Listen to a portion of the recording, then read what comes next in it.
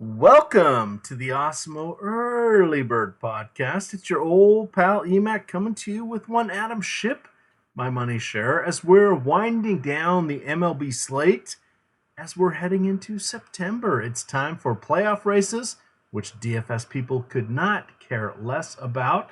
And we have NFL Week 1, which where all of our attention is. Adam, talk to me for a second here. You got to go to the Baltimore Orioles game yet again. How was it in the suite? What were the accoutrements? What were the delicious victuals that they were serving? I don't know what two of the words you just used mean, but the suite was good. Had a good time. Free, food and drinks like always. So it's always fun. Accoutrements mean the extra little something something. I'm sure you get those on the Tinder dates, Grinder maybe. I don't know. That's up to you. And then victuals. That would be like sustenance, food, Yeah. Okay. something that's Yeah. good. There we are. All right. This is going to be a great show. I can tell already. Now, Saturday, MLB baseball. We are into NFL Week 1. Yes, NFL Week 1 had one Thursday game, which I hope nobody had to watch. However, we are heading into Week 1 for Sunday. So all attention is on that. If you go look at DraftKings, we're looking at about $250,000 in total guaranteed prize pools for the main slate.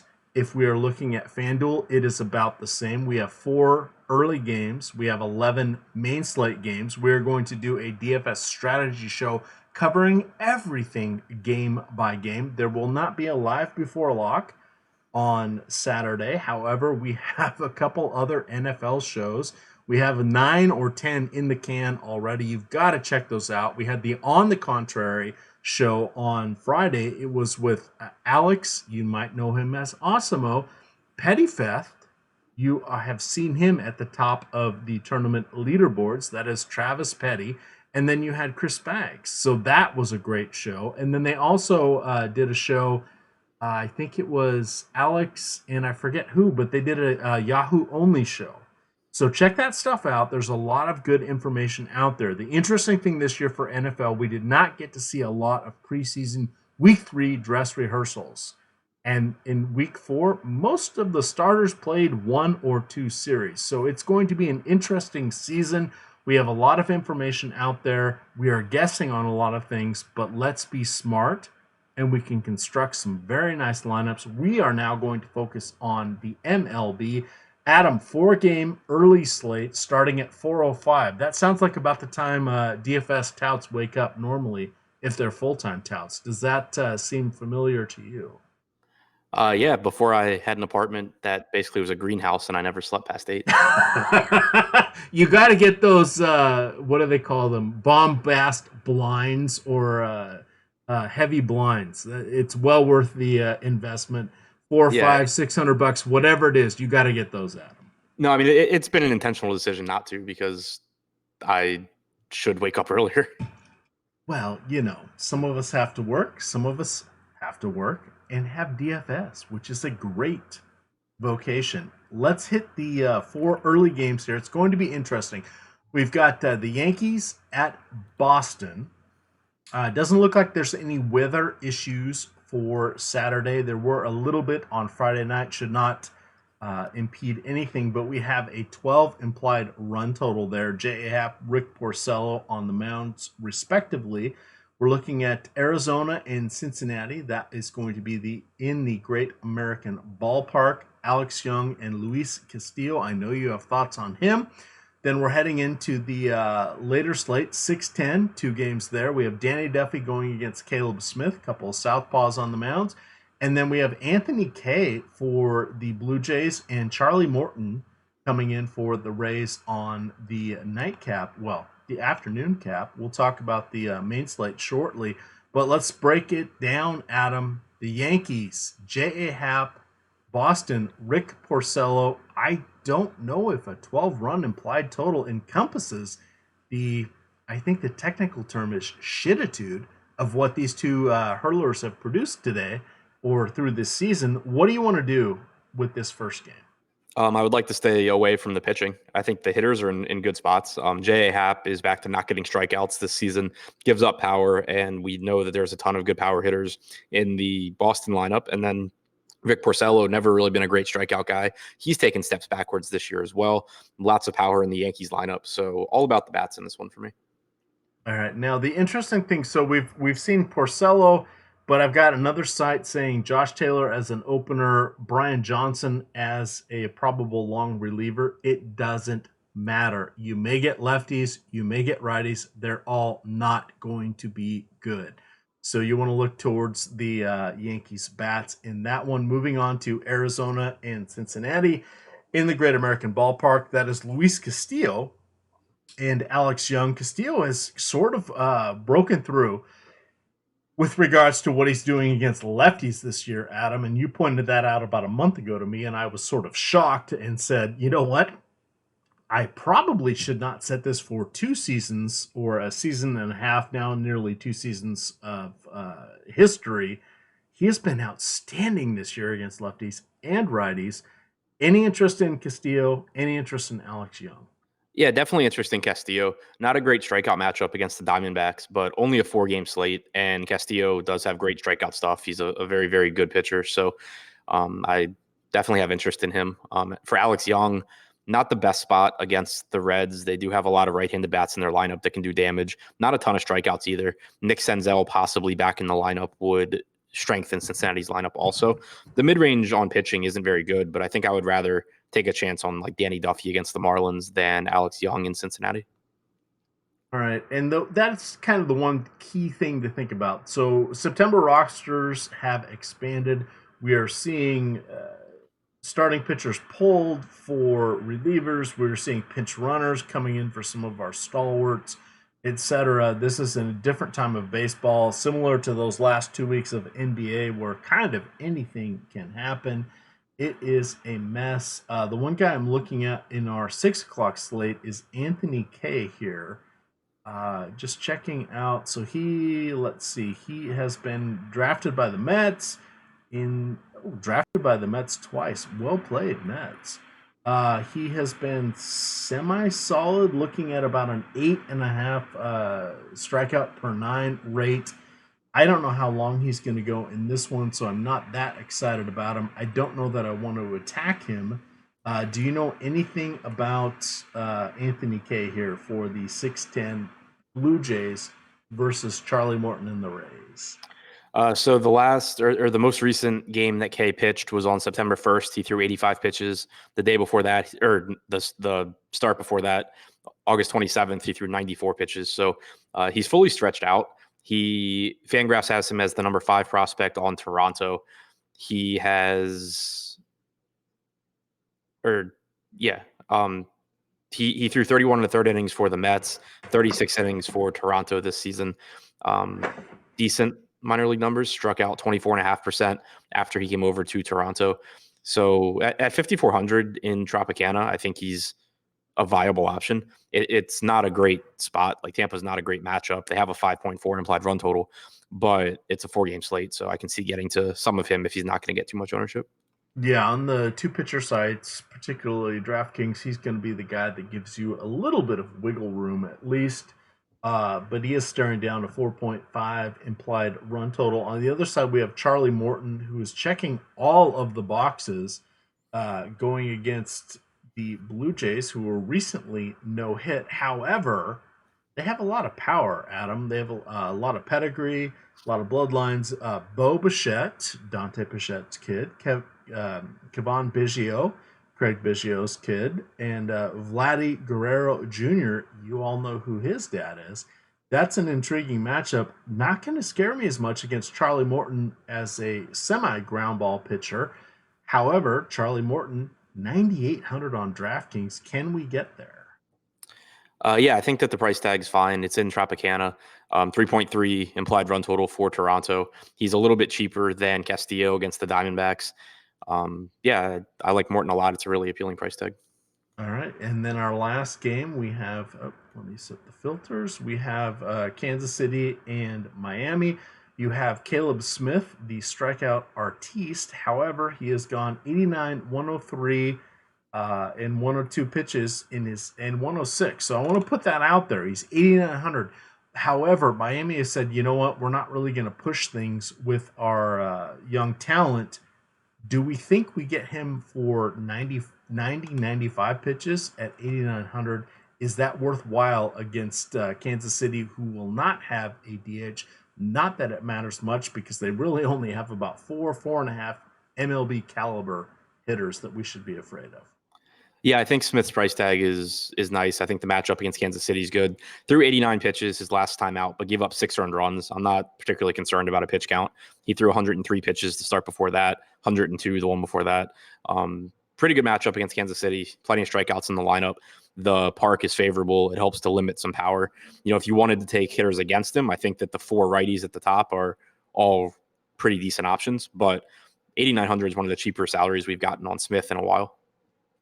All right, last guy, of course, is going to be one Danny Duffy, 6,500 on DraftKings.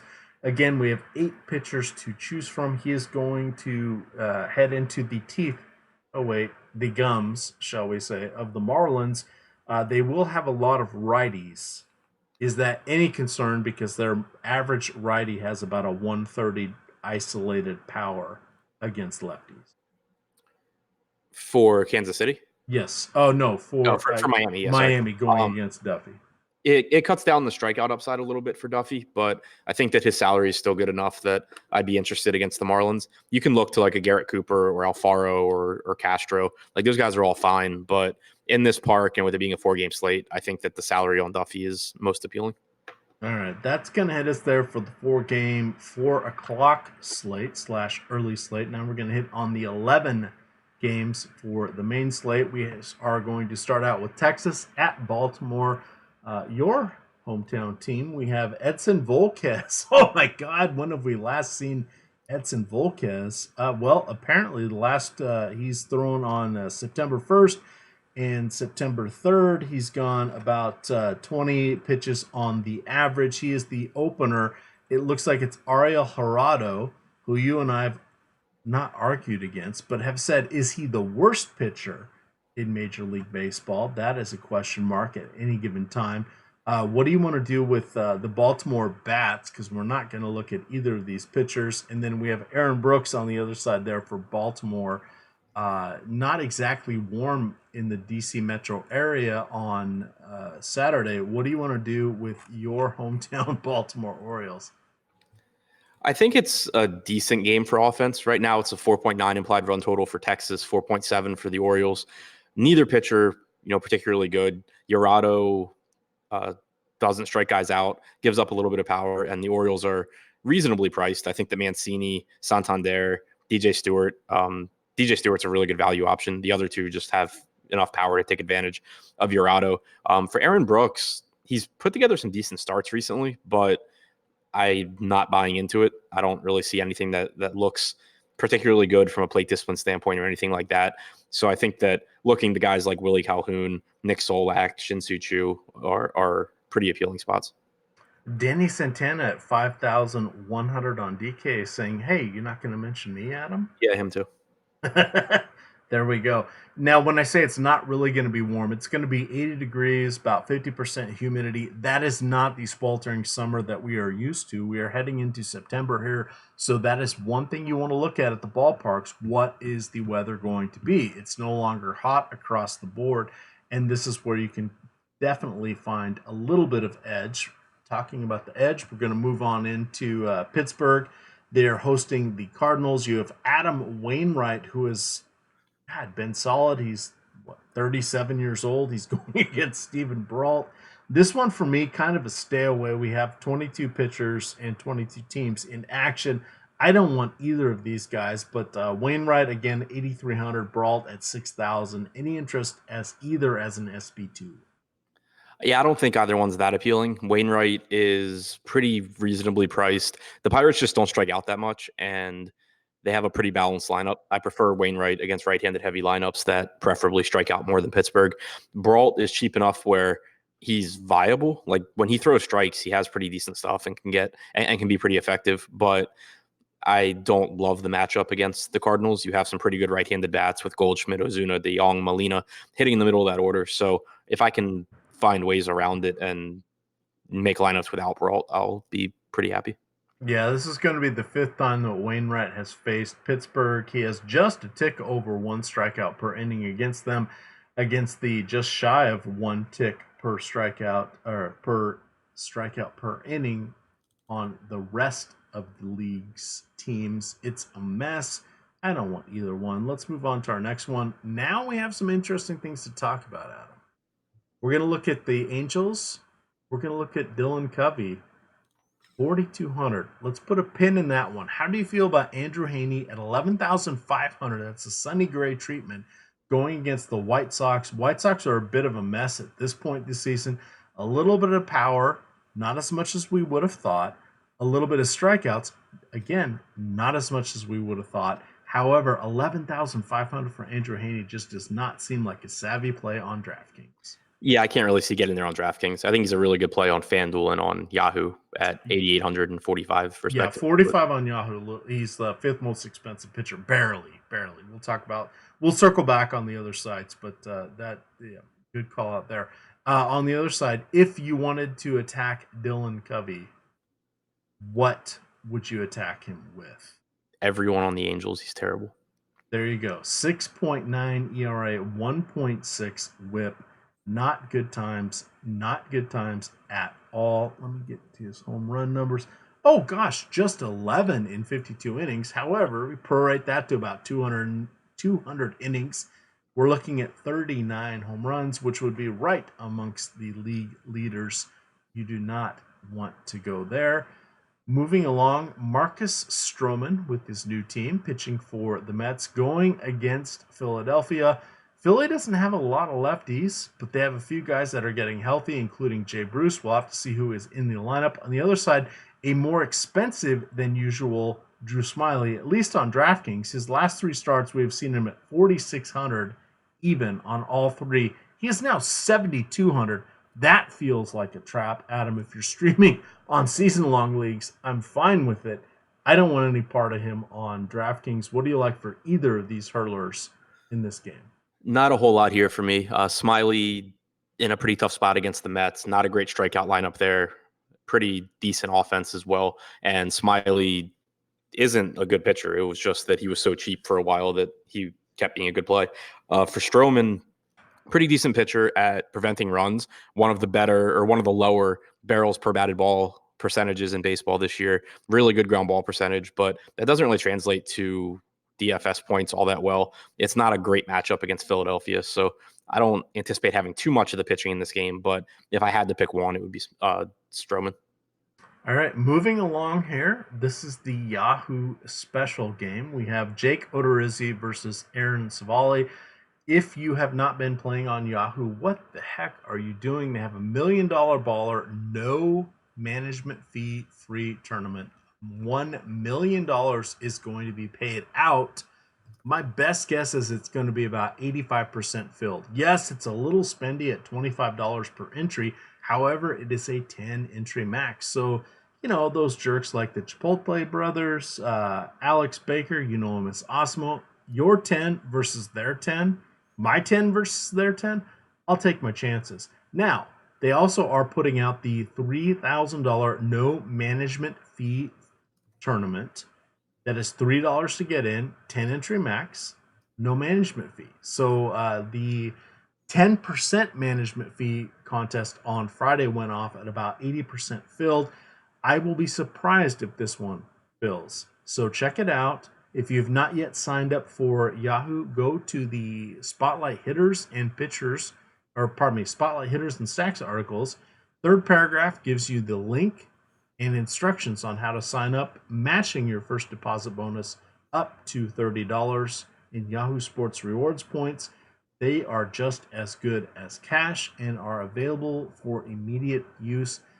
Adam, what do you want to do with Savali at 36, Jake Odorizzi at 35 on Yahoo? On Yahoo? on Yahoo. I don't want Jake Odorizzi at 10,200 on DraftKings. I don't want Savali at 9,600 on DraftKings. Yeah. So this is a Yahoo only game. Yeah, I still don't really want them there. I guess Odorizzi's okay at $35. Cleveland, it's a pretty decent offense. I think Puig and Reyes are really dangerous in particular for Odorizzi, but that price tag's fine. Savali against the Twins, I'm just good on not having him.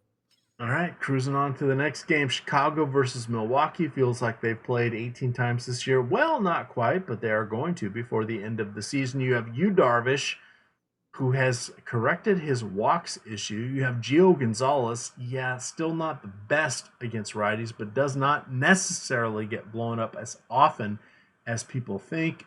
Just going back in his last 5 games. Oh, let's run this back. 0, 7 earned runs, 1, 5, 1, 1, 2, 3, 4, 3. That's not as exciting as one would think. On the season, he has a 4.2 ERA, a 1.4 whip. I don't want either part of either of these guys on DraftKings. Do you have any thoughts on Yu Darvish at 10,700? I think he's okay. The matchup is pretty average against Milwaukee. He has had really good strikeout stuff, and he's cut back his walks, as we've talked about a lot. Over the second half of the season, he walked one hitter against the Mets in 8 innings in his last start. That was his first walk in about a little over a month. So that's been really good to see. I think that where you have Andrew Heaney really priced up, Darvish for less money is pretty appealing. But yeah, so I would say that on DraftKings, Darvish is my favorite of the expensive options if I can't find the money for Verlander. All right, you mentioned Verlander. Here we are. This is going to be his 5th start against the Mariners. He has a 3.5 ERA, a .9 WHIP, 33 strikeouts in 23 innings. He has 12,400. On the other side, you have UC Kikuchi, 7,500. The Astros are one of the best teams in the league against lefties. They've already lit him up. Let's see. He has 2 starts, 9 innings. He has allowed 11 runs, 9 earned, but a 9 ERA. He has given up 4 home runs. Both of these guys are top 3 in home runs allowed. Not that worried about it for Verlander because he backs it up with multiple strikeouts per home run. Kikuchi, yeah, not really a guy I want to play. What do you like from this one? Can we get to Verlander on this slate? I think with there not being a game in Coors and with how much value is available because of September call-ups, it probably won't be that tough to get the Verlander. The one thing that makes me think maybe it's not really easy is that there's not a lot of really great cheap pitching options. But 12-4 for Verlander, I don't think is a crazy price tag. He's obviously the best pitcher on the slate, leads the slate with a 35.1% strikeout percentage, 30.3 K minus BB percentage is phenomenal, 299 Sierra. Everything to like about Verlander here. All right, the next one's a little bit of a mess. We're seeing some smoke signals here. It is the Nationals at Atlanta. The Nationals have a chance to try to gain some ground on Atlanta. It looks like they are going to win the AL East. It looks like the Nationals are going to run away with the wild card. Sadly, the wild card is essentially a 1-game play-in contest here. Austin Voth is now stepping in for Joe Ross, who's dealing with a sore forearm. Let's see. Austin Voth last pitched on the 2nd, so he is technically on full rest. He went 34 pitches on September 2nd. He was in the minors prior to that, but it looks like his manager feels fully confident in him. I certainly do not at 7,200. Julio Teheran on the other side facing the Nationals. This will be his 3rd time against them. He has actually held his own. 11 strikeouts in 12 innings, a 1 whip, a 2.2 ERA, and a 234 batting average against. Been a little lucky with the BABIP. What do you want to do in this contest? It's going to be hot in Atlanta, to no surprise of anyone else. Yeah, it looks like another game where it's close to 90 degrees with the wind blowing out. Neither pitcher here is particularly good. We've talked a lot recently about how the Nats offense is just really, really good. A lot of power, a lot of guys that are good at putting the ball in play. And Tehran's really not very good at limiting production. So really interested in the Nats. And Austin Voth isn't anything great either. Atlanta's offense getting a bit healthier with Dansby Swanson back. Brian McCann's back as well. So more of an offensive game than a pitching game for me. All right, 3 to go. This is sort of our late slate. We've got an 8:40, a 9:07, and a 9:10 game. We have Joey Lucchese going against Jeff Hoffman here in our 8:40 game. That is Colorado at San Diego. I'm really not interested in either of these guys. Lucchese at 9,300, not really exciting me. Hoffman at 5,100 does deserve a little bit of consideration here. Hoffman in his last 3 games, he went 84 in his last one. He's been in the minors. What do you want to do with him at 5,100? Late slate only, maybe, is my guess. 7.3 ERA on the season, 1.7 whip. Looks like a mess here, Adam. I think that if you have to go down at SP2, he's probably the guy that I would look at, just because his match, he's not any good, but he's outside of Coors, and his matchup against the Padres isn't terrible. It's a better matchup than, say, Dylan Covey has against the Angels. It's probably either him or Steven Brault if you have to go cheap at pitcher. So I think that it really will depend on roster construction. I would like to avoid it if I can, because I don't think he's any good. But the Padres lineup really isn't great either. All right, on to our second of our last 2 games. We have Jordan Zimmermann, who I have crapped on all year, Adam, in the Spotlight Hitters and Stacks article. I do want to give him a bit of a shout out. He does have a no-hitter under his belt. He was a former national, and he has allowed us just six runs in his last 4 starts. 3 came on home runs. Doesn't get the strikeouts, but that might not be as exciting as we want for the Oakland batters. On the season, he has a 6 ERA, a 1.4 whip. On the other side, you have Chris Bassett, who I do like, but at 9,800, I don't know that I can get there. Can you give any merits for either of these guys? It's obviously a really good spot for Bassett, but I think that price tag is pretty high. It's not leaving you much room for upside at that price point. The counter argument would be that there hasn't really been a lot of pitching that we love on this slate, especially with DraftKings pricing being pretty sharp so far. So if you get to some Bassett against Detroit, it's not the end of the world, but it's not someone that stands out as a great play to me. And then on the other side, Zimmerman, really tough matchup against Oakland. Not a lot of strikeouts, lots of power for them. So not really that interested in pitching here. All right, the nightcap. Here we are, the final one, the late night hammer. 3 hours after the 3 minutes after the Detroit and Oakland game. You have Tony Gonsolin going against Tyler Beede. I do not want to play Tyler Beede ever outside of San Francisco. This one is going to be in Los Angeles. They have a plethora of lefties. That's going to be a problem for Beede. Gonsolin, a little bit interesting, has some nice numbers. He is 8,600 on DK. However, we'll check those other salaries on the other sides. In his last 3 starts, Gonsolin, let's run 4. He's gone 92, 76, 72, and 90. I'm guessing let's just park it at 80. At 8,600, I do not know that I want to go there, but he's had some phenomenal numbers, surface numbers this season. His regular numbers, 22 strikeouts in 28 innings, not the best. Just 3 home runs allowed, 9 earned runs allowed. I think he's lucked out a lot. I don't want any part of him at 8,600 on the main slate. The 3-game late slate, the 2-game really late slate, we'll put him in there because we got to play 2 pitchers. I'm not feeling excited about either of these guys, Adam. Yeah, same boat here. Too many lefties in the lineup for me to be interested in Beede, especially because you're also getting outside of San Francisco, and it looks like it's going to be in the low to mid 80s in LA. So actually pretty decent hitting weather. Ball should carry pretty well. For Gonsolin, the price tag's just a little bit higher than I would like. Again, that has been the case with a lot of pitchers on DraftKings. So I could see possibly getting him in some lineups just in a situation where you have the money left over and nothing really to upgrade in that particular lineup. But it's not a price tag that stands out to me. He looks decent, but nothing special. All right, let's talk FanDuel, talking about price tags sticking out. Justin Verlander, 12.5. You mentioned Mike Minor.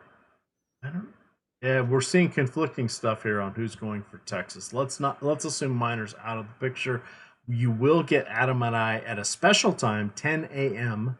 Saturday morning, breaking down each of the games for the DFS strategy show. So let's look at Justin Verlander, 12.5 on FanDuel, Darvish at 9,200, Odorizzi at 89, Haney at 88, Bassett at 82. Yikes. That's my assessment. Yikes. Yeah, I mean, do what you can to get the Verlander, but I do think Heaney at 8,800 is a really good play also. Okay, so Haney's interesting. Would you go all the way down to Lucchesi at 7,600 on FanDuel or potentially Gonsolin at 6,400? Yeah, pricing on these pitchers is a lot more appealing on FanDuel. I think that Verlander is clearly the guy at the top, and then I think that it's either Darvish or Heaney in the like upper mid range. Lucchesi's a really good value at 7,600, and then Gonsolin at 6,400 is much more valuable than his $8,600 tag on DraftKings. All right, now things really get interesting on the Yahoo main slate. Justin Verlander at 62.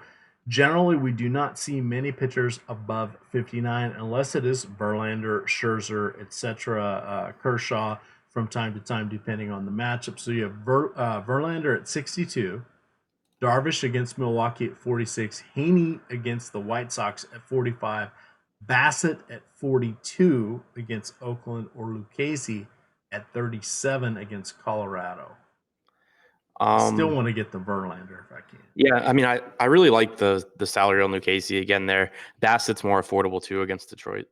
All right, let's look at the bottom, working our way up. We're waving off BD, Kikuchi, Covey, Smiley, Voth, Zimmerman, Hoff. Okay, Wainwright at 31, Teheran at 33, or Odorizzi at 35. Either Odorizzi or Wainwright. All right, Gonsolin at 35 or Lucchesi at 37. Lucchesi. Bassett at 42 against the pitiful Detroit Tigers. Yes. Yes. All right, I think we're looking at Verlander if we can get him. I don't know. Well, if we click Verlander and Bassett, you're looking at $12 per header. We do not have Coors Field. We do not have Texas. So that could work out for you. All you need is one or two $7 to $9 September call-ups or random guys getting in for a day, and that can work out nicely. Let's just say we ended up with two guys at 9, and let's see what happens here. So if we had two guys at 9 plus Verlander and Bassett, you're looking at 13 apiece. You can make some very viable lineups here on Yahoo. That is something you are going to want to look at because they do have the $3,000 no management fee free tournament. 3,000 in, 3,000 out. It will probably fill a little slower than normal on Saturday with all eyes on Week 1 NFL Sunday, but it'll probably fill around 2 or 3 o'clock. That is your best value out there. Check out the Spotlight Hitters and Stacks article. Third paragraph will give you the link and promo code to get into Yahoo for your deposit bonus, initial deposit bonus of up to $30, which they will match in Yahoo Sports rewards points, YSRPs. Definitely check that out. They are available for immediate use into any contest, including that $1 million baller contest, which is only 25% full right now. 10 entry max. Yes, it is $25 per entry, but gosh, if you're playing a quote high stakes home league, $250 to get in there. I will be surprised if it fills more than 85, 87%. You're playing with house money at that point. You still got to monetize it, but that is the best deal out there right now. Adam, any final thoughts before we dip on out of here? Nope, I don't think so. Excellent. You can follow Adam on Twitter at ShipMyMoneyDFS. I am at EMACDFS, and of course, it is Awesemo_COM. With that, gamers,